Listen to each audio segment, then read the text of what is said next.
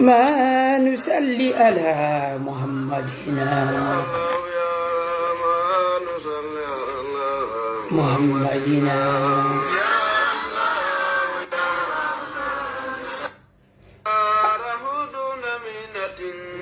السلام عليكم ورحمة الله وبركاته مسيبيان تدوبي ومن ألفا أمر بوريا جابلو مثال منيو من أولاندو سينو جامونو إبن غورمو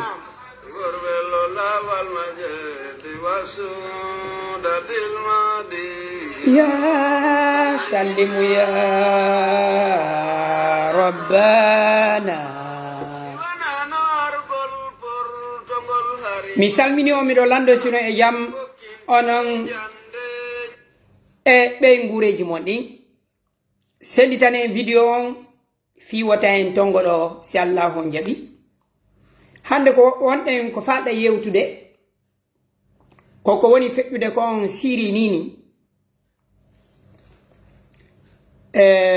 hiɗon andi haray juɓɓudi laamu yankewu juɓɓudi laamu yankewu wonnongu ngun ɗon donc Hizbul Ba'ath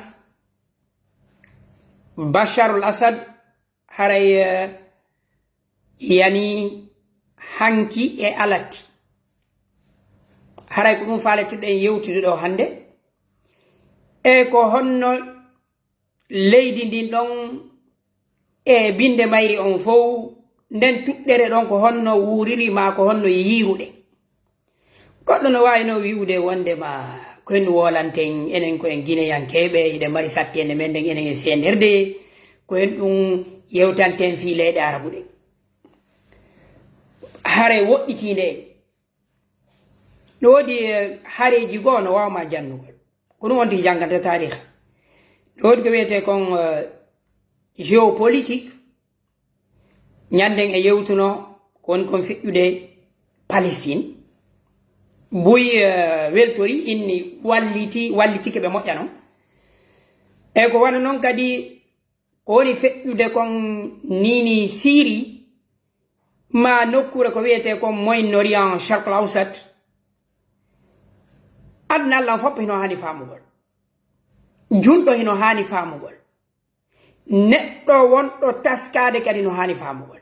ko ɗum haray faala ɗen yewtude e nde ɗo jonde men wiwɗen ɗerol men gol ɗo ko ɗerol fii memmingol haqqi wallugol en no miijitore ko ɗum woni fannude nden haray noon miɗo tori on sendi ton vidéo on yeru minute aji joyi so tawi yimɓe ɓen ƴawi mi ara mi jonna miijo ango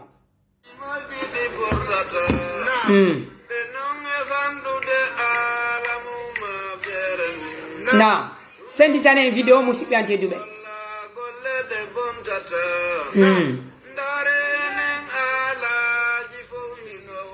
senditane en vidéo hande ko fi Syrie faale ɗen yewtugol si Allah on jaɓi ya sallimu ya rabbana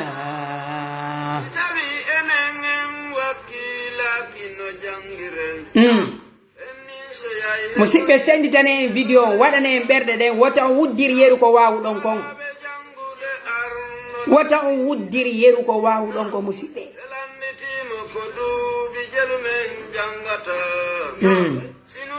senditugol so wuddiri ɗum ɗon hara ko ɗum okkoton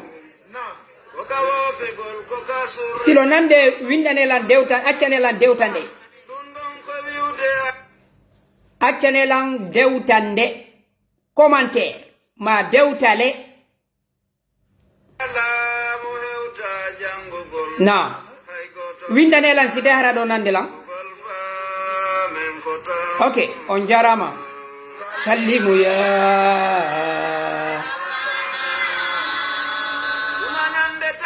acci hakke te deveni sabi on ko be mi walle moynila mi anda si e deveni blogueur ka ko hen ɗum mi wallitama mi humpitama nani ok an tijjani tañƴini wota ndaaro blogueur mi torike mana netori on fop mi bloqué hena fi netori abdilan ɗo si je suis devenu blogueur ou pas, que nous nous l'aurons. Que nous nous n'avons pas. Ok. Musibe ante dube. Assalamu alaikum wa rahmatullahi wa barakatuh. Nde jonde men do en etoto yewten ko woni feƴƴude kon siri ko hen ɗum waɗi miɗo fala yewtude nde fi nde ɗo hare jama men on hino hani famugol nokkeli go e aduna on ko feƴƴata ko woni feƴƴude ko nini e leyɗe arabu ɗen ma ko wiyete kon Moyen-Orient ma Sharq al-Awsat hino hani ka goɗɗo fewndiɗo o aduna ɗo nini fama kon kon feƴƴude ton ko sabuna hare nden ɗon hina hare tun honno ko wandema honno ko guerre civile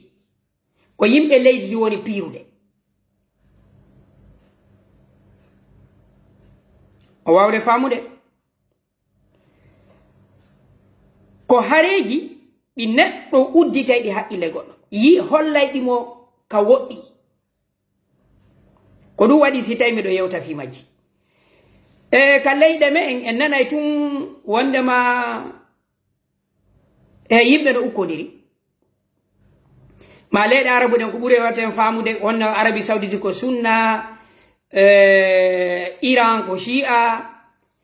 Israel ko al-Yahuda ko ɗum ɗo yimɓe ɓe ɓuri wawde on ɓuri wonde famugol ko ɗum ɗo yimɓe ɓe ɓuri andude sifa koni kon feƴƴude to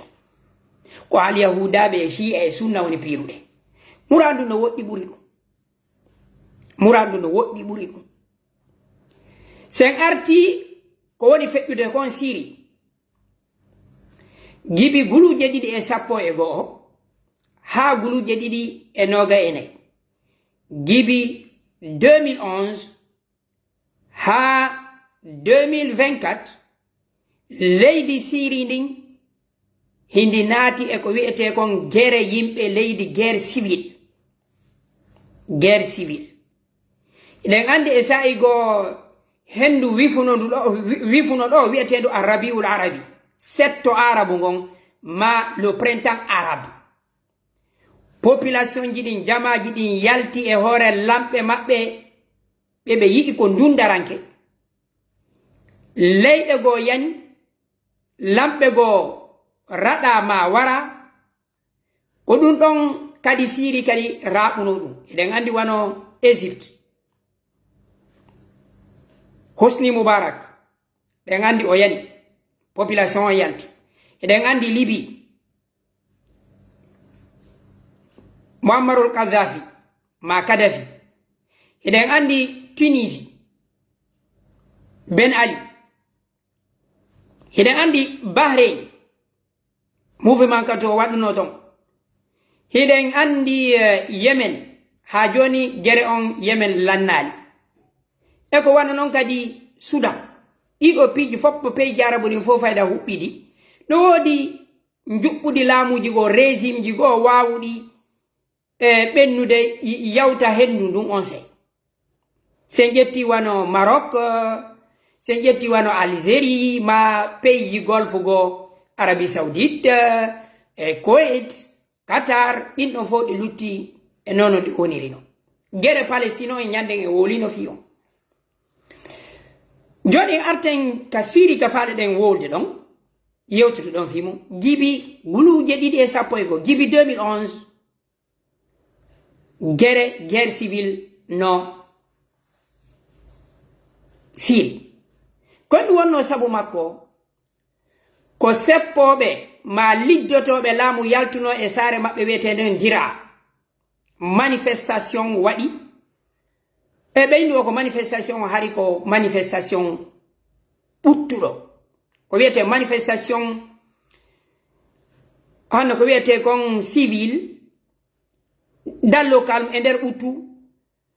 e pay koye yalti hikoye jogii alluhoy ma plakoy hiɓe holli ɗo wondema haray hiɓe sattira laamu ngun yalti gollitiri doole yimɓe go wara paykoy go hay lettaka kasoji ɗum ɗon waɗi sabu fayda leydi ndi huɓɓi heɗen hani noon andintingol wondema Siri jibi wulure e 990 ha hanki guluje ɗiɗi e nogayene jibi 1970 ha 2024 hanki ko ɓeygure wotere woni laami Siri duuɓi 54 jibi 1970 hare on say ko secteur laami kamen ha 2024 hanki ko ɓeygure goto o wotere laami ɗum ko Hafizul Asad ben o lanɗo ittaɗo ɗo e Basharul Asad o doguɗo hanki duuɓi 54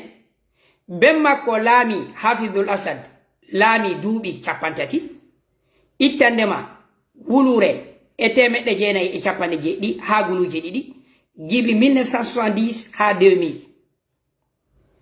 i onno kanko on se o ƴetti laamu ngun o jonni ɓiɗɗo makko ɓe wawi ɓe ronindira jibi wulure 949 jibi 1945 Siri coup d'état ji pifagol laamu waɗi laabi 16 laabi 11 hanki wonata laabi 12 ittendema 1949 ha 1970 Siri coup d'état ji 11 o waɗi laamu ngun ala ɓe mala ko wiyete kon alternance lontodira komo kala ara woni waylita oya jogo laamu ngun ko hanki woni 12 ko leydi andiradi ko wiyete kon pifagol laamu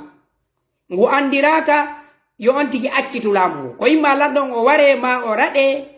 ko sifa non Siri ko tarika leydi ndin non joni non e nder ɗi duuɓi 54 nde ɓeygure ɗo ko ɓe laamori leydi ndin ko dundaranke yagal ko kamɓe woni ka laamu ka militaire ka yowodiri e faggudu économique ko yimɓe maɓɓe ma ɓattiɓe ɓe woni e fewjude jama luttuɗo on hino hakkunde ɗo ko hendu ɗon waɗi hare nden tigiri fuɗɗi guluje ɗiɗi e 2011 ko tawi jama on hino sonji yimɓe buyno ka kasoji hella ka politique économie on jippiti moƴƴano ko sabuna e kokke waɗuno ko wiyete kon kokke ko sécheresse ma ko wiyete kon aljafaf ndiya ronka arde no wodi woɓɓe maɓɓe buy hari ko remoɓe ittandema guluje ɗiɗi e jeego 2006 ha guluje ɗiɗi e 2010 hari kokke hino waɗi ɓengureji buy ɓeydi basal ɓattiɓe ɓen laamu ngun ɓeydi hettare jama on ɓeydi tampugol jama on yalti hollugol mettendi maɓɓe e ɗum ɗon kono laamugu ronkiɓe jentagol laamugu gollitiri dole wano wowno no warrugol e duuɓi feƴƴuɗi ɗin heɗen andi noon ko ɗen leyɗe arabu ɗon fayda ko e hoore jayge ɓe woni ma ko e huɓɓinirde ɓe woni ko ya soƴƴu tun almeti ngun fof jaɓodira ɓa laamu ngun tappiɓe piyi ɓen yaltinoɓe ɗon manifesti leydi ni hina humodirdi tigiri hina leydi laamoradi ko wiyete kon diisodiral démocratie ko leydi laamoradi dundaranke yagal e doole ɓa ɗum ɗo waɗi haray raaɓi ca e kawtal jeɗen jere on no mutorta noon hande kadi o ƴetti none goo e pedde e mojoboy ko hannuɗen andintingol wano Siri leydi ndin ko wiyete ko leydi arabu kono noon mojoboy ma gori ma leƴƴi ma noneji e diina no heewi e leydi ko holli ko tawata e peddeyanke yagal ma ko wiyete kon fraction ji e ko wiyete kon groupe ethnique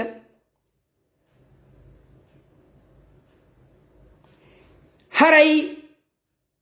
hino wodi e leydi ni hino weli none e memmingol gere e pide misal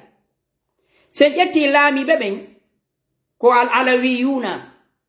ko ɓe alawit ko non ɓe innete e woɓɓe no inna ko shi'aɓe ko non woɓɓe innira ɗum ko mojobere nde janɗa ɓe ɗuuɗa ton ko ɓuri kon ɗuuɗude e siri ko julɓe sunna ɓe kono hina kamɓe wonno ka laamu ɗi duuɓi feƴƴuɗiɗo 54 e ko wana noon kadi hino ton kadi fedde goo annasara ma masihiyankeɓe ko wiyete kon catholique on no ɗuma chrétien ɓe ɓe andi leyɗe arabu ɗen ko chrétien orthodoxe ko église funnagueyanke on ko église orientale hino seedi e église occidentale catholique on kono ɗum ɗo mi ala natude on e ko wana noon kadi no wodi ko wiyete kon adrous fraction go kadi no ton ɓenɗo kadi ɓe innayi koɓe julɓe kono julɓe gono ini na julɓe e ko wana noon kadi hiɓe mari none e ko wiyete kon gorima leñi siri a taway ton arabuɓe e ko wana noon kadi kurduɓe al akrad ɗiɗo piiji fof hare nden hande kadi hakkude e laamu ngu ɓa laamu ngun tappi yaltuɓe ɓen wulliti sattende nden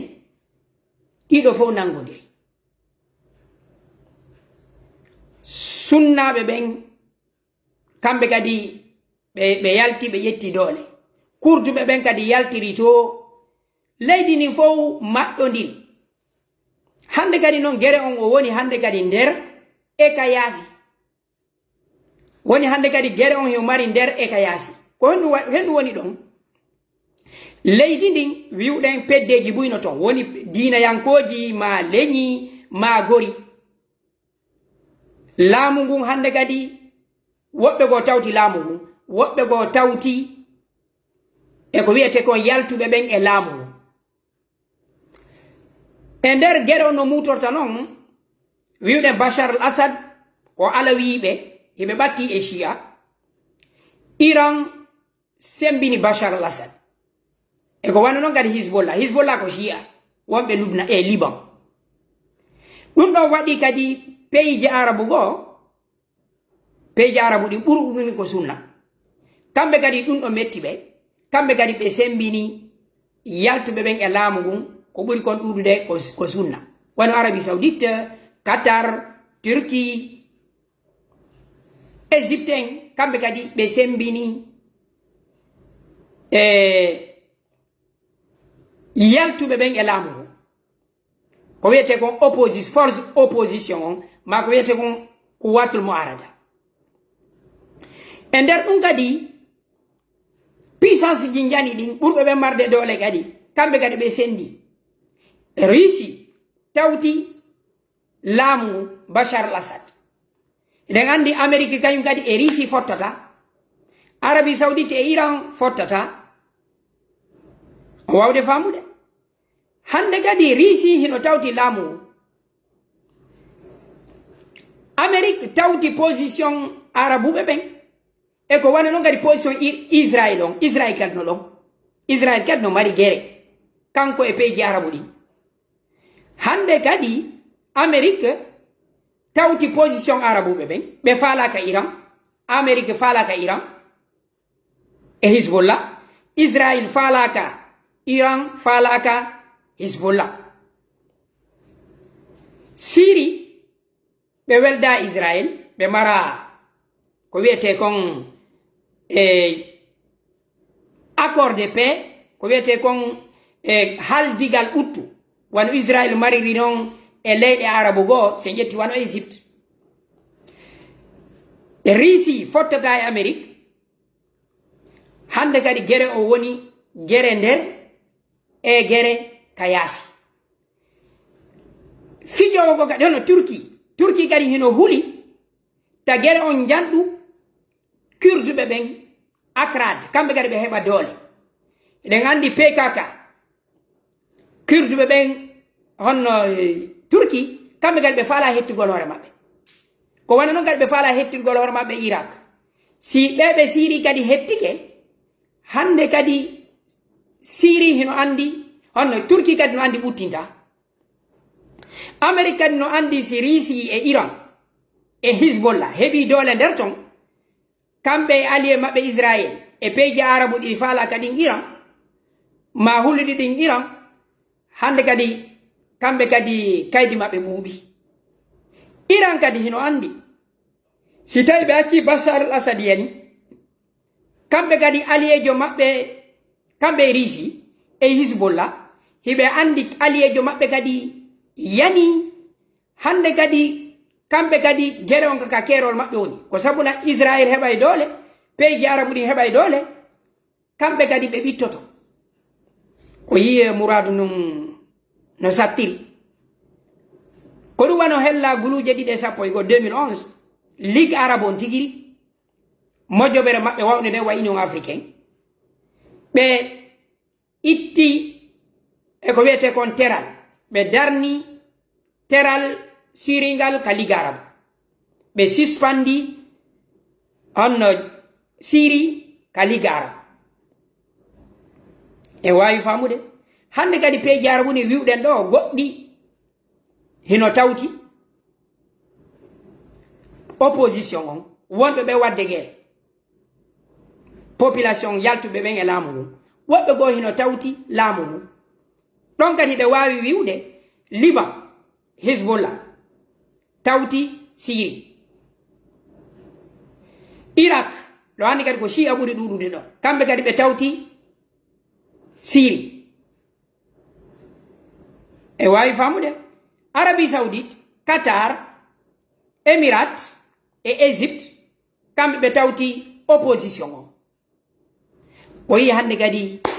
guere on ɓeydi janɗugol hande kadi ko woni guere on no haɓede Syrie kono hande kadi ko puissance jani ɗi woni piirugol ko wiyete ko al hurubu bil wakala haɓangol yimɓe janamɓe hande kadi o wawde famude ko ɗum ɗo noon woni ton ha yontere feƴƴude nden ɗo hono hanki laamu Syrie ngun yani kono piiji buy feƴƴi hakkunde ɗo sen wattilla laamu ngun ɓe wawi wonde ɗon duuɓi 13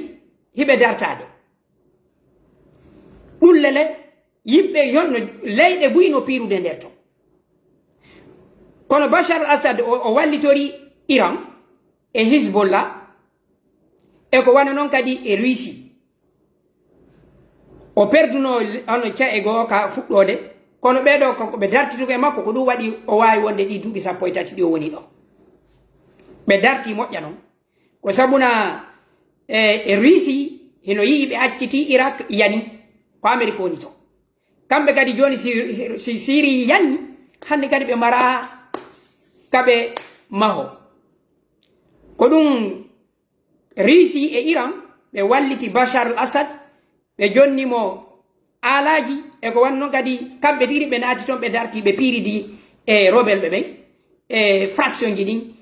ko ɗum ɓe wawali contrôle de honno nokkele ɓuy wano Damas ha juuti Amérique e peyji arabu ɗin ɓe finance rebelle ɓen Israël guere on no yarata noon hiɗon andi kadi hari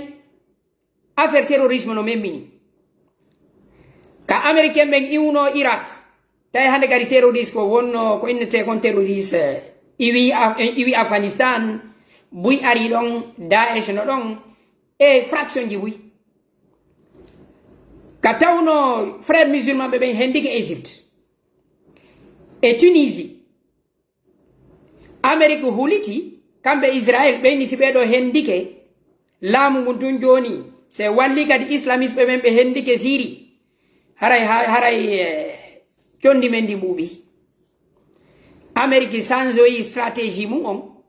hari ko kamɓe kurduɓe ɓe wonduno ɓe ɗuyti doole wallugol fraction ji wonno ɗin combattude Bachar al-Assad ɓe lutti tun kamɓe frappugol seeɗa ka sakki toon ɓe itti toon ko ɗum maɓɓe ngun kamɓe e Turki ɓe ukkodiri tawde on Turki kadi no yiwde Amérique hino wallitade kurduɓe ɓen donc guere on tiiɗi moƴƴa Israël kadi watti frappugol on e nder Syrie ɓe inna kamɓe kadi hiɓe tappude Iran e ko wanno kon Hezbollah taɓen heɓuɗon doole Amérique kadi wana noon peeji arabu ɗiya kadi souteni e Amérique frappe ji mum ni hay Israël ko ɓe woni kon frappude kamɓe kadi ɓe falaka yo Iran heɓu doole e hoore maɓɓe o wawde famude donc ko noon guere on yaari ha ka ono ɗi lebbi sakkitori ɗo hari hay peeji arabu ɗin ka kulol ta islamiste ɓe heɓu doole hari hay kamɓe tigri ɓe inni joni yo Bachar al-Assad artu ka ligue arabu buy e maɓɓe kadi hari yeehi udditi ambassade ji mum ɗin eno Syrie hay Qatar en e ko wanno noon kadi Jordanie on e Émirats donc ɗiɗo piiji foppo hari hino feƴƴude toon kono gibi ñande 7 octobre guluje ɗiɗi e noga e tati gibi 2023 7 octobre ka Hamas wawno tappude nder Israël en ɓe ɓuy maayi Netanyahu e Amérique e gordo gardan fof ɓe inni hande kadi ɗo joni ɓe wawata muñade ko ɓe tappa Hezbollah ɓe tappa Hamas ɓe tappa Iran ko sabuna ko Iran woni wallude Liban e ko wanno kadi Hamas fiyoɓe wawa attaqude Israël hande jibe on say Israël ko ɓuri hitande ni hiɓe nder Palestine nder bande Gaza ɓe inni o hiɓe warude Palestine en ɓe Hamas e groupe uji mum ɗin fiyote ɓe wawa dartagol Israël koye nder ɗum haniye on maayi Nasrallah maayi e ko wanno kadi Sannour memminno ɗon on wonno ɗo hoore huɓugol Israël on ñande 7 octobre 7 octobre wonno ɗon hoore ɓe inni o kadi ɓe warimo o yii kadi hakkunde bombodirgol hakkunde Israël e Iran on lebbi feƴƴuɗinin ɗo ha lewru feƴƴuɗo ko hen ɗum ɗon faale ɗen yewtude e nder ɗe yewtore men ɗo Bachar al-Assad hanki o yani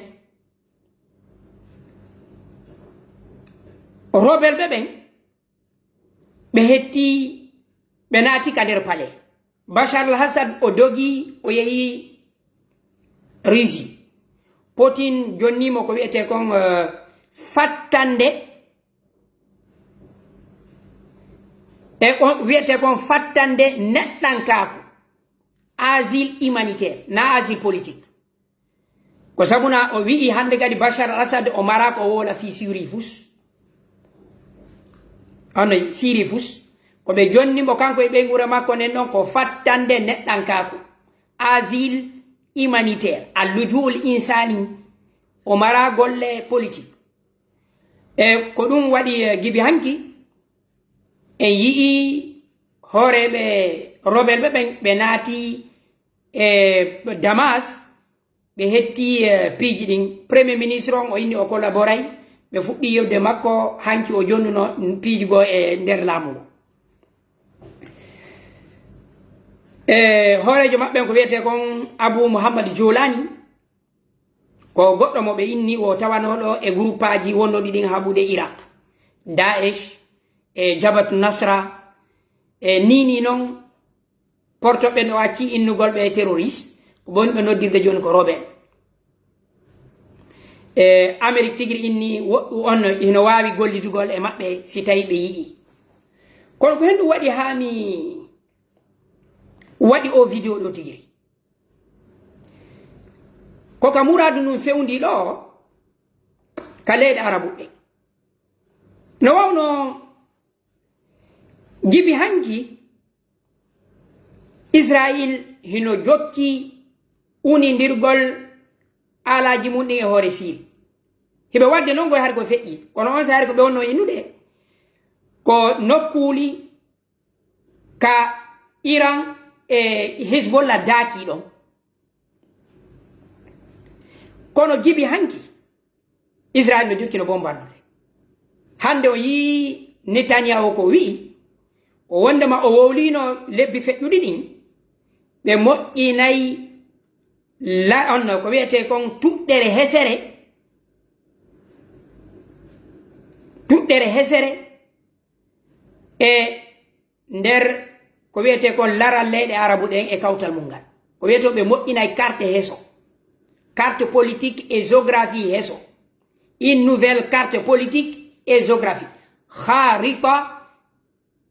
siyasiya wa géographia jadida hanki Israel ɓe feƴƴi ko wiyete kon hadabatul julan fello hari Israel hino jogiigo ko e nder leydi Syrie ɗin ɗum ɗo jeeya kono kamɓe kaɓe haɓuno e ko wiyete kon hare balɗe jeego e la guerre de 6 jours ɗum ko hitande wulure temeɗɗe jeenayi e capanɗe jeeɗiɗi e capanɗe jeego e jeeɗiɗi en 67 ɓaawo peyji arabu ɗin attaque Israel aruno hetti hadabatul julan ɗum ko pelle siɗa e hoore majje hara hiɗa suti hiɗa dow hiɗa suti leydi Syrie ndin hiɗa suti leydi Palestine ndin e ko wanno kadi Israel ko nokkure stratégique a wawɗa sa jogike no wawima jonnude doole Israel jaɓali accitude no fi kala Nations Unies o wi'i hina leydi Israel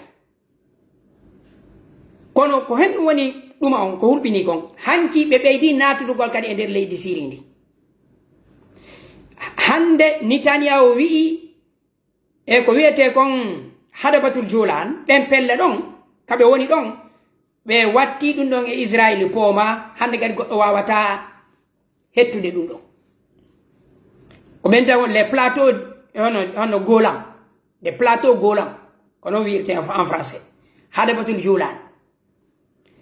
hanki Israel ɓe tappi aéroport ji militaire ɓurɗu ɗin ɗuɗude e nder Syrie ko wana noon kadi e kanji ka tawata hara alaji hino mara ɓe tappi kadi ko wiyete ko markaz al buhusul ilmiya centre de recherche scientifique ka tawata Syrienɓe ɓen e honno systéme on ma ko wiyete ko laamu Bachar al Assad ngun ko tawata kaɓe wonno ɗon kamɓe kadi hiɓe moƴƴinde noon e armuji ma e ko wiyete ko missile ka chance de recherche maɓɓe kaɓe wiɗoto ɗon kamɓe kadi kaɓe wonno ɗon eɓɓinade ɗiɗo piiji fof ko holli hande kadi Israel hino gollitirde alhaali fewndi ɗon ko sabu nini laamu ala to ha Syrie kadi wonta wa Liban leydi ndi mara ala dartoɗo o yinini ko ɓe woni kon bombardude onno Liban leydi Liban laamu ngu wawata dartagol ɓe mara hay fusko immoto nini guerre on ko guerre aérienne si a jogike weeyo ngon luttuɗon hande kadi ko fittugol tum koye haru bombarda haranga ɗaɓɓa yimɓe fittoɓe ko honno noon faale ɗen andintinde nder numuradu ɗo ko leyɗe julɓe ɓen leyɗe julɓe ɓen hino yurmi hino ari no ari e ɗum leyɗe arabu ɗen ma Arabie Saoudite ma leyɗe nandolla surure nde leyɗe golfe ɗen honno duwaɗu khalij koye ɗum falɗe yewtude sen ƴetti illa sen watti illa ayɓe tato hino e nder nokkure nde hara en wowlanɗo fi Amérique ma Europe sen ƴetti innen sunnaɓe ɓen leyɗe arabu ɗen e Iran e Israel ɓeɗo tatanoɓe welda joni non arabuɓe ɓen hari ɓe fuɗɗoduno haɓugol kamɓe e Israël yehi ha sabu Israël ko wonditi gon e leyɗe hirnange ɗen occident ɗen fayda arabuɓe fayda accidi Palestine e hoore mum accidi Palestine e hoore mum leyɗe arabu ɗen hande ko ɓe suti gaño tigiri ɓurɓe ɓen e maɓɓe ko Iran buy e maɓɓe hande fayda hino wonti no soomode Israël woɓɓe maɓɓe no wontide Israël woɓɓe maɓɓe no soomodi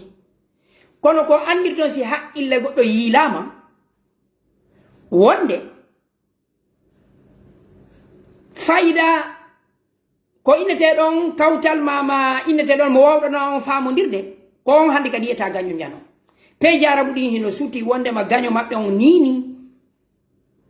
ko Iran ano ko Iran Israël hino faala moɗude fof kono peeje arabu ɗin fof ko Iran suti joni noon Iran kadi ko laaɓuɓe Iran kadi laaɓa Iran kadi hino mari ko wiyete kon njuɓɓuɗi ma faale yaajugol hare hakkude arabuɓe ɓen e Iran goɗɗum ko hare ko yowodiri ko luutodiral diinayankewal ma luutodiral ko wiyete kon politique ko hombo faala fewjugol se jetti leyɗe sunna ɗen ko ardiɗe hari ko Égypte e Arabie Saoudite nini noon Égypte loyi nini ko Arabie Saoudite fayda e ko wiyete kon woni hoore leyɗe sunna ɗen Iran woni noon e leyɗe on hoore e leyɗe ka Shia woni ɗon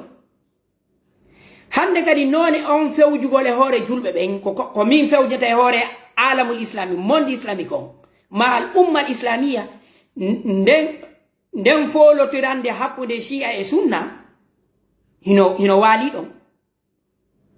e hoore kadi duuɓi feƴƴuno ɗin gereji waɗi hakkude maɓɓe se ƴetti gere waɗɗon hakkude Irak e Iran donc Israël no faala contrôle de fof pays jarabu ɗin kadi ardagol Arabie Saoudite e Égypte e luttuɓe kamɓe kadi ɓe faala wonde hara ko kamɓe woni chef e nokkuure nde Iran kadi no faala wonde chef ko ɗum waɗi Iran politique maɓɓe on kamɓe kadi ɓe mari ko wiyete kon haqqille yanñugol maɓɓe jonno peeji arabu ɗin hino suti Iran si heɓi doole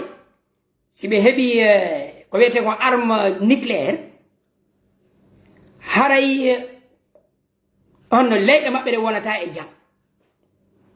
ko sabuna Irak ɓurɓe ɓen ɗudde ko Shia Liban hande kadi Shia no to mbuyi sunna kadi noon no to mbuyi Yemen ko wana noon kadi hay Arabie Saoudite 15% hakkunde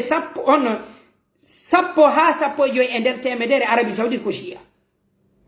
Bahrain kadi ko leydi ka Shia woni e seeɗa kadi Syrie joni noon peeje arabu buyi hino faami wondema si Iran heɓi doole ɓe yanñinay kamɓe kadi doole maɓɓe ɗen ha tawata leyɗe arabu ɗen ɓuttinta ko ɗum kadi peeje arabu ɗin hande kadi yiɗi wakkili tawtugol Amérique ma Israël fiwota Iran heɓu doole ko sabuna Iran kadi no faala yanñugol muraɗu mum ɗum ko ɗum naɓi ɓe Syrie si Iran woni hande kadi Iran kadi noon hino suti fiyo wawi heɓude hito nanotongo ko aduna julɓe ɓen ko be ɓe tawe ko woni kon feƴƴude Palestine yowgol ngol Palestine haɓa Palestine wallito ko jonneɓe noon e sharia e monde islamique on ayi do kamɓe kadi ɓe daranade julɓe ɓen ɓe dari ka muradu ɗum woni to donc ko ɗum naɓi Iran yoɓe wallito Hezbollah e ko wana noon kadi wallitagol Hamas yoɓe darto Israël joni noon Israël kadi hino suti on Iran hino suti wondema peeje arabu go jaɓi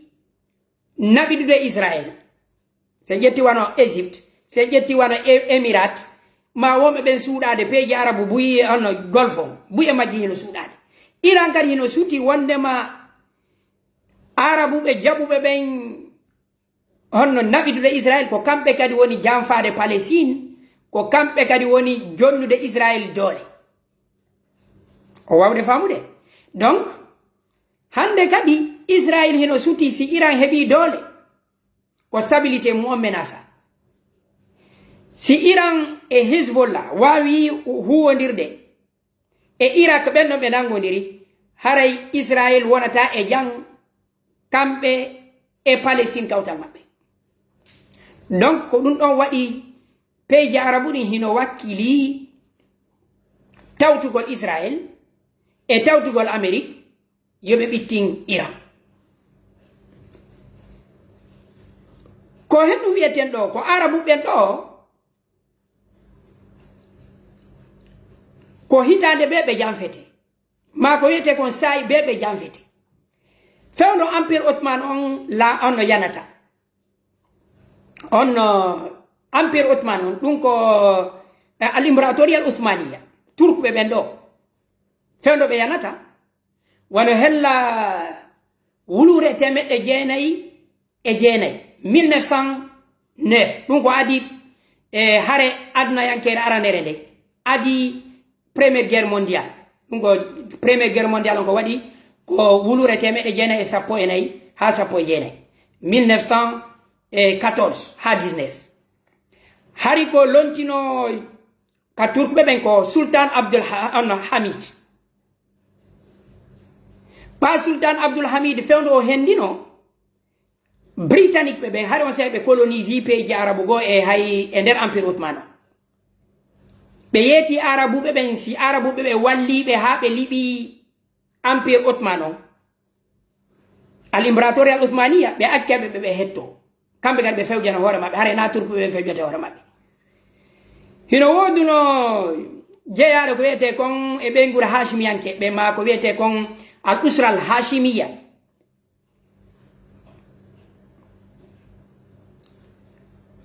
o wawde famude ɗum ko onno Sherif Hussein Sherif mo ɓenen to Malikul Arab ɓe gollidi e britannique ɓe ɓen ɓe combati turkuɓe ɓen empire ottoman on ɓaɓe yani portoɓe ɓen ronki hunnude adini ɗen andi ɓawto ɗum seeɗa ono sultan Abdul Hamid o itta sultan Abdul Majid ari o woni seeɗa tun ɓe ittimo ɓe raɗimo ɓe ƴetti Kamal Ataturk ɓe addi onno ɓe itti sultan Abdul Majid kanko ɓe naɓimo o fattoyi hella Suisse pays ji arabu ɗin noon portoɓe ɓen ko wiyete kon britannique ɓe ɓen e français ɓe ɓen ɓe janfi ɓe ronki hunnude adili Sherif Hussein ɓe ronkimo jonnude leydi arabu nen ɓe raɗimo Makka e Madina ko on sa ɓe naɓi ɓe Jordanie ko fami maɓɓe on laamoto woni laamade Jordanie to pays ji arabu ɗin hande kadi britannique ɓe ɓen contrôli oya parti Syrie jonna français ɓe ɓen Palestine halfina britannique ɓen ko ɗum waɗi en 48 wulure temeɗe jeenayi e capannayi e jeetati britannique ɓe ɓen newnan Israël yo feññi leydi mum ndi ɗum ñanden e yewtinɗo yala artuɓe ɗo ko holli on say kadi empire ottoman on arabu ɓen hino tawa e wallitagol kamɓe ɓe yi wondema ko turku ɓe woni laamade hiɓe tooña ko kamɓe ardi l'islam on koye juuɗe maɓɓe funti hande na kamɓe woni fewjude ɓe wallidiri e britannique ɓe ɓen ɓe liɓi empire ottoman o hande kadi portoɓe weddodi e maɓɓe ronki onno taƴiti onno ley koye maɓɓe koye ko ɗum yiyo toon wano Qatar en ko quartier Kuwait ko quartier Émirats en ko quartier hoy ɗum hina hay commune fayda onno Amman Bahrain ɓe waɗil pays on ley koye arabe koye ɗum ɗo fof pari leyɗe julɓe fof koye leydi wotiri empire o empire ottoman o wonno fewjude ɗum ɗo fof hande kadi woni ley koye ni pays ji arabe ɗin ka ligue arabe ko pays ji nogayi e ɗiɗi woni nder ton donc ni kadi noon Amérique e pays occidentaux ji ɗi ɓe etike ha ɓe holli arabuɓe ɓen ma henani arabuɓe ɓen wondema ko Israel onno ko Iran woni probléme o joni yoɓe wakkilo ɓe wontida Israel e Amérique kono yo Iran iw heɗon andi kadi ko noɓɓe faljinirnoɓe ka guerre du golfe ɓa Saddam Hussein naati dans les années 90 ɓa o naati Kuwait pays jarabo ɗi ɓe ronki fottude kamɓe tigiri yoɓe darto ɓe yaltina Saddam Hussein Kuwait andi ko o naati ton ko ɓawto o yehi honno kanko e Iran ɓe haɓi duuɓi 7 ɓinnama moƴƴintinama o arti tawi o économie makko on tappama yimɓe makko o buyi warama pays arabu ɗi ko fotuno kon jonnugol mo fof jonnani o inni kankadi o moɗay Kuwait Arabie Saoudite en fof huuli imo uri ɓe doole on sayi ɓe fotti ka ligue arabe yoɓe darto buye maɓɓe woɓɓe maɓɓe hay Kadafi ko wino kamɓe pays arabu ɗi yoɓe darto yoɓe darto gueɗe ɗen wota ɓe jaɓu jananoa Kadafi ko ɗum haalanoɓe kono ɓe sali Amérique convaincu ɓe no wawi arde itta onno yaltina Saddam Hussein nder ton guere o lanna ɓe ƴetti leyɗe maɓɓe ɗe ɓe jonni américain ɓe ari ɓe jippi Amérique yehi itti Saddam Hussein ha lutti ka guere o landata ɓe acci ɗo iɗen andi ko 2003 ɓe lannini fi laamu Saddam Hussein ko jibi Amérique arno jooɗi ɗon hande kadi Israël tawi waloto ɗano e yii hande ka mourad ndu fewndi ɗo Israël hande fayda ɓe lanni moɗugol Palestine Irak ka Saddam Hussein ittano jibi ɓe haɓuno ɗiya goreji maɓɓe fop ɗiya feƴƴunoɗi ko Saddam Hussein tun suusi ƴettugol missile naɓa Israël Tel Aviv américain ɓe woni ɗon ha Israël onno Saddam Hussein wawno ɗon inneten no wawi dartagol ma no suusi ɓe tappimo eɗen andi américain ɓe naati Irak ko ɓe atti wadde ko liste janguɓe Irak temeɗɗe jowo les 500 savants irakiens ɓeyno ɓeɗo ko yaltinteɓe janguɓe chimie janguɓe physique maruɓe expérience guere Amérique ƴetti ɓeɗo fof yaltini armée on ɓeyni wono ko yo fuɗɗite ɓe lanci tawi hande kadi ɓe wawata fus on yii Liban kadi ko nokkure marnode guere ma marde guere laamu ngun ɗon hay fus ngu gaynata ko Syrie jogino sécurité maɓɓe o hande kadi ko Syrie ɗo woduno ko wawite no wawi dartagol o yinini Israël ko woni ko wadde ko bombardugol ɗon kadi ko Syrie yo wa'u wa Irak e yo wa'u wa Liban hande kadi nokkure nden wontana hande kadi ko Israël woni ko fewjata hay hande kikiɗe nane mi jenti ɗo no Netanyahu ko ɗum o wonno wowlude woɓe moƴƴinayi carte keso koyno noon faale ɗe yewtugol ɗo ko wondema peeji arabu ɗin ɗo kamɓe e Iran fi kala ko Shia e Sunna yoɓe eto ɓe wawa yawtude probléme ji maɓɓe ɗin ɓe darto Israël hande ka mourad ɗum fokkiti ɗo Israël wona e hande kadi fewjowo hoore maɓɓe ɓe fof donc mourad ɗum ɓe yimɓe yalteɓe ɗo sonka no menen Sunna menen jogi finde hesere ɓeɗa ko ɓe Shia yalta sonka ko sakkito ɗum foppo wona e sadaka fof sadaka Israël sen ƴetti wono Turki kadi ko mapini ɗum kañum kadi hino hakkunde leyɗe arabu ɗen e Europe Turki ko membre OTAN koɓe Sunna kono Turki kadi leydi ndin ko leydi fayda laïque hina arabuɓe kadi hiɓe mari kadi accord ji kamɓe Israël donc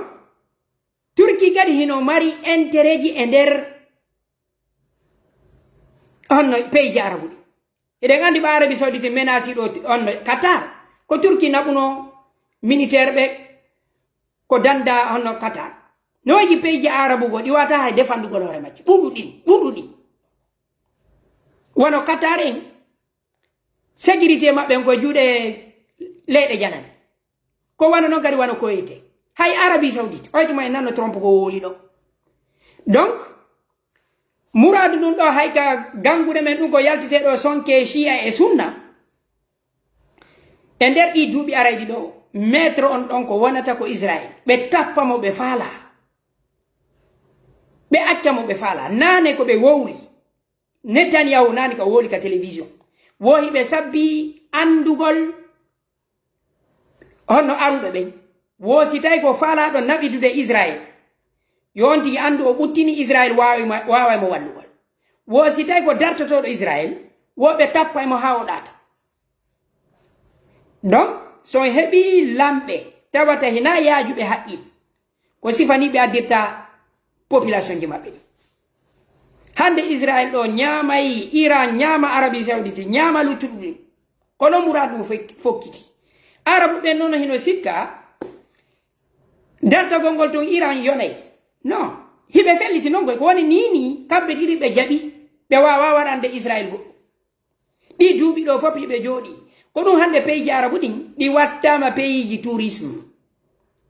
ka yimɓe yahata ndaara fija wano Dubai ko woni kon feƴƴude ko woni kon feƴƴude hande Arabie Saoudite o wawde famude o yii ko woni kon ko feƴƴi kon Riyad lewru feƴƴudu ko piiji ɗi a wowlat tun yimɓe ɓen innano ko a contre Arabie Saoudite o yii ɓe fokkiti moƴƴi ko coupe du monde hande ko hitti toon ko Ronaldo en e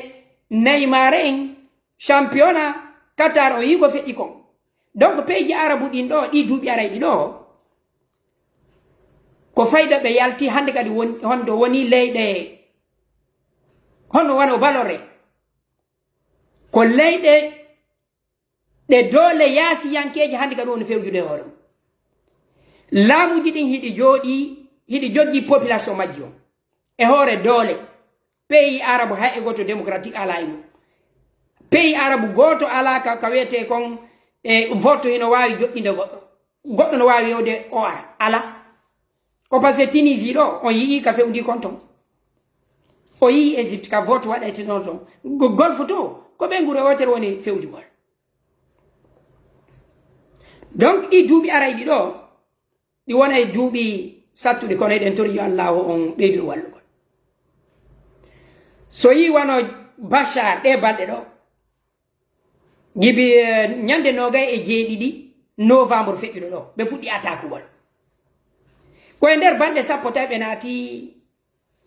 Damas joni noon hari o wawi dartagol duuɓi 13 ɗum ɗon kadi ɗe balɗe feƴƴuɗo ɗo peyji arabuɗi e honno hooreɓe go fottuno Qatar ari Russie no ton Turquie no ton peyji arabu go on famude e représente ɓe Amérique ɓen e Israël hari kadi no andi fimum woɓɓe ni goni wi'ude ko Trump en ɗo e Israël ɓe haldi yoɓe wallu e joni no ɓe lannira fi Iran hara Hezbollah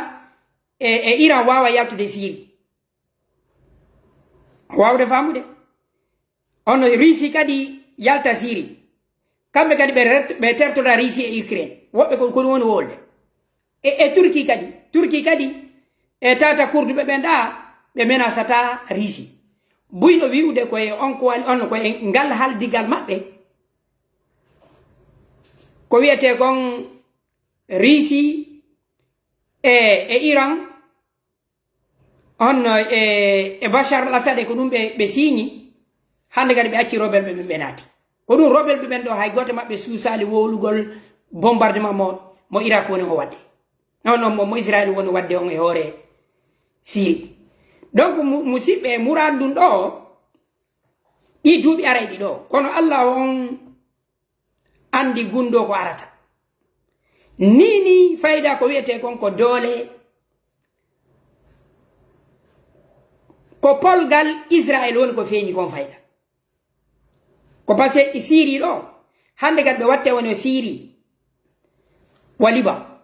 tata ɓe wawi arde ɓe bombarda no ɓe faala ɓe moƴƴina groupe o hinnoto koye pirugono gasa hakkude mum kadi soode si tawi ɓe wawa moƴƴingol on gouvernement on hawtita ɗo leydi fof kono ko kara ko minni on kon nane no woodi pecce diina no woodi pecce leƴƴi no woodi pecce gori peeje arabu ɗin fayde hay goto ala ko wiyete ko nation umma mofte hara fopi no jogodiri ala ko arɗo o ko groupe mum kon ma leñum mum kon ma mo kafidi on finde ko ɗum ɗo woni probléme donc musidɓe an tedduɓe ko woni kon feƴƴude ɗe leyɗe arabu ɗo hande julɗo darowo ko woɗɗi haray hino andi murandu hino yurmi ko ɗum ɓe wonɓe yaltude ɗo onno sonka shia sunna fayda ko perdi fof ko perdi fof israel ɗo ko ɓe eɓɓi kon ko wondema e nder e kamɓe ono peeji occident ɗin ko wondema goɗɗo luttidata ɗum e teddugal si wona israel donc ɗo ni si ɓe gayni irak honno syrie ɗo hino tañƴina ko kamɓe iran ukkodirta peeji arabu luttuɗi ɗin ɗa ɗin ɗi wela ɗi mettata contrôle ngol ko amérique tun haalanta ɓe goɗɗum donc muran ɗum ɗo hina buyimi ɗo hino welto ko ko honno ko iran wona kon tappede welo ngol ngo juutata ko perdi sunna ko perdi shia ko perdi julɓe iran kadi noone no ɓe faala noon yaajidirde muranu ko kulol ko innugol so yeehi en koko israel wona wadde kon kañum kadi so yeehi en nangoyi ka woɗɗi hiɗen mari allié ɓe haray ka men no dañi donc muradu ɗum ɗo hina fayda muradu no minen mbeɗen défendude aqida selluɗo ko ɗum waɗi gibi 2023 ka Chine tumbiɗirno Arabie Saoudite e Iran fiyo ɓe yewtu ɓe ɓattodira o yini no hutubaji shia e sunna ɗin hiɗe ɗuyti donc musidɓe an tedduɓe komi waɗani o vidéo ɗo koyen ɓeydu wawugol famugol murad ɗum kadi fewndi aduna mo wonɗe gon ɗo hande ko mari gonga e makko ko marɗo doole ko sari on ka burure hina noon ɗum ɗon hanuno ka tata o aduna mo fewnduɗen ɗo hande bani adama inna fini technologie hino woodi kono bani adama ha joni jonnitata gonga marɗo haqqe gonga ko ɓurɗo marde on doole ndaare ko yimɓe jelo wona warede Palestine occidentaux ɓen ɗum memminaɓe ko holli ko yimɓe maɓɓe ɓen tu woni goɗɗum e mamo ɓe wondi e mum yiltanoɓe paɗe ɓe hutoramo yeru on sayi ɗon kono noon kadi wano leyɗe men ɗen Afrique koko dannata wonkiji maɓɓe ɗin e yimɓe maɓɓe ɓen ko ɗum ɗon woni hitti ɗo yiɗo hande ɗo Israel piya Palestine piya bombarda wara yimɓe on Liban wara yimɓe bombarda Syrie goto wowlata pe jarabu ɗin goto memmintako koɓe yaltatama ɗo ko shia iɓe bonnude dina kam ma shia kadi yalta kono woni feƴƴude ka men yimɓe groupe o yalta ko innayi no défendude aqida no défendude ɗuma dare hande Arabie Saoudite ko fewti o suka arɗo jooɗi ɗon hande ko woni ko wadde ko woni ko organise de piiji hina dina wona piranede musidɓe c'est des intérêts ko nafa hunkun ko nafa hunkun Arabie Saoudite ɗo ka innata ɗo wondema sellata yaltugol e lanɗo no woni ɗo leyɗe buyi ko Arabie Saoudite finançata Bachar al-Assad kadi tawno wondema hiɓe mardi probléme ɗon e on minata iɓe mardi probléme kamɓe Iran ko kamɓe financiroɓel ɓe si tawino en ƴetti aqida mo ɓe winnata on ɗo sellata yaltugol e lanɗo Arabie Saoudite doit ka ukkitegol awa e guere si faɗin piiji ndaari ko wonimo feƴƴude Yemen Égypte Mursi ko mbuɗi Arabie Saoudite e Émirats e Qatar ko ɗum finance Libye kombo lanci Libye peeji golfe ɗin no tawa Arabie Saoudite luttuɓe ɓen ɗon o yalte yeteno en ɗo sellata yaltugol e lanɗo Égypte Hizbu Nour allié ɓe Arabie Saoudite ɓe ko sunnaɓe hiɓe tawano e Sisi yaltugol e hoore Mursi donc musidɓe an tedduɓe enen ɓe waajotoɓe diina enen ɓe ɗumanete piiji ɗin komo kala emen no hani andugol wondema e nder ko on tigi waajoto kon ko o jangata kon on tigi no hani famugol géopolitique sina ɗum e mouvement ji wo ka yaasi dillanɗe goo ka yaasi no wawma gollitirgol hara ko yeru haaju maɓɓe on pet ɗo ndu muradu woni feƴƴude ɗo hina Arabie Saoudite woni wallude sunna hina Shia woni hina Iran woni wallude Shia ko julɓe ɓen wona waɗede sadaka ko sakki ono polgal ngal ko hombo sakkitorta ko Israël e Amérique o gereji ko wonen en hollede ɗo yennidirgol Shia e sunna ko fof sakkitora e perdi o wawde famude buye men non ko yiyata ɗo ko wonde no men défendi aqidalu sunna o e musidɓe ɗe ɗi gereji ɗi wonɗe ko al hurubu bil wakala ko haɓangol woɓɓe Afghanistan ko noon kadi ɓe waruno fewɗo risɓe ɓe wonno toon Afghan ɓe fof har ko mujahidun hari ko fof ɗum leyɗe arabu Amérique en fof ko ɗum wonno ɓe noddude ñande ɓe innino o e Amérique ɓe hettoto hette hoore maɓɓe ɓe inni ɓe ko ɓe terroriste ɓe wari Syrie ɓe terroriste ko wiyeteno kon terroriste hanki hande ko ɓe woni ɓe noddude ko roɓen o wawde famude donc wonde on tigi no hani andugol oɗo gere ko gere am oɗo gere ko goɗɗo mi woni haɓande gerdigol fo ɓe ukkodirɗo e Saddam Hussein ka sakki toon anda ko Amérique wona haɓande de Israël ñande o ñande Israël ɓeyde woni heɓude doole pays occident toji ɗin hiɓe andi si arabu ɓen accitama ɓe miijike ma julɓe ɓen accitama ɓe miijike ɓe miijitike ɓe wawi immagol maɓɓe ngol ko dartagol civilisation occidental on ko ɗum waɗi portoɓɓen ɗo kala fokkituɗo ɗo miijitiɗo ɗo heɓay arme ɓe luuboto ko ɗum hino mapini ɓe ko sabu Pakistan ko jogui kon arme seeɗa e bombe atomique maɓɓe mo ɓe jogui o Iran ko ɗum waɗi so ɓe inde Iran memata pays ji arabu luttuɗin kala miijitino Kadafi ko ɗum tappi Bachar ono Saddam Hussein kadi ko miijitagol sifa ɗen haqqille hande kadi noon ko ɓe faala ko tata hay leydi arabu wotiri ma leydi julɓen hay wotiri heɓata doole ko hiɓe andi e musidɓe muradu ɗum no tiiɗi so wattila ɗi hono gibi Arabie Saoudite woni hono ko gibi Israël woni bombude o wayi ko gonga ono yafoto ono Dimo Bari ko gonga o yafoto honno Qatar ko kamɓe Mursi e wonduno o yafoto ko gonga honno Égypte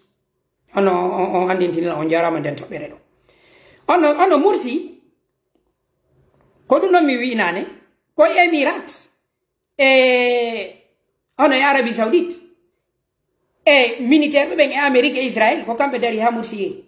o yii ko feƴƴi kon kadi onno Tunisie donc musidɓe an tedduɓe haray ɗiɗo piiji ɗen hani ɗi famugol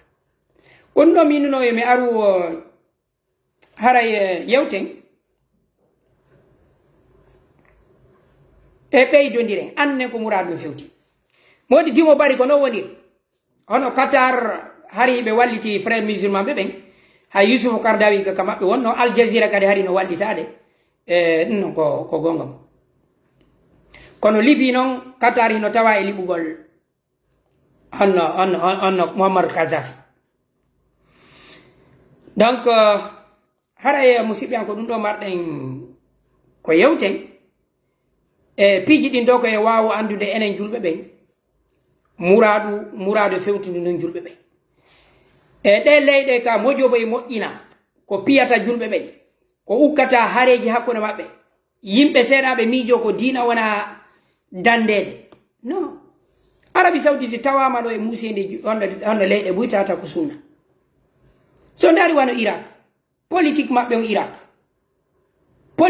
on Irak nafaali ko Saddam Hussein kadi noon ko dictateur kono ko kanko joginoɗon hari hay goto anda wondema honno Shia hino ɓuuri sunna hono Qatar ndare Égypte ɗo fi tum marugol ko wiyete gol laamu maɓɓe ngun ruwayo mon tawi ɓe wakkili tappugol Mursi wunjiɗo alqur'ana honno julɓe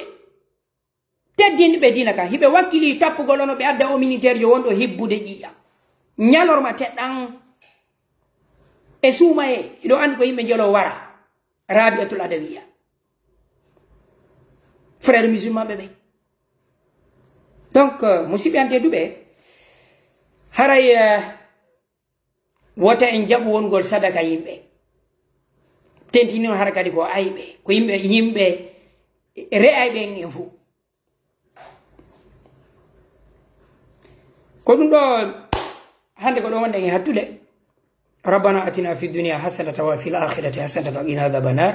وقنا عذاب كل شيء سبحان ربك رب العزه عما يصفون وسلام على المرسلين والحمد لله رب العالمين edori yo Allah on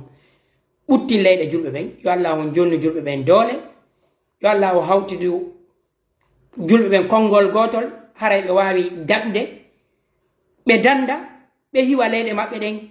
yiyen ɓantal Allah okkona en polgal ngal hettinagal yimɓe ɓen Palestine haray en saji arawji ɗin komin Alpha Amadou Bourya Diallo. Assalamu alaikum.